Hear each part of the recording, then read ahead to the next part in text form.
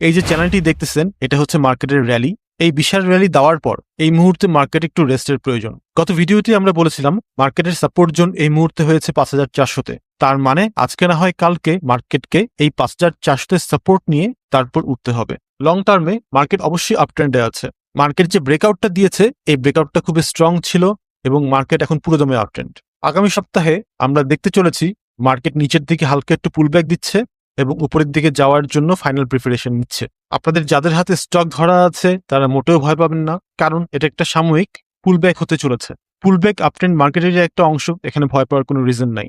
এই যে দেখছেন একটা রেঞ্জ, এই রেঞ্জের ভেতরে বড় বড় যেসব ফান্ডগুলো আছে সে ফান্ডগুলো স্টক কালেক্ট করেছিল, এখনো তারা সেই স্টকগুলো সেল করে নাই। কাজেই মার্কেট আরো উপরে যেতে চলেছে।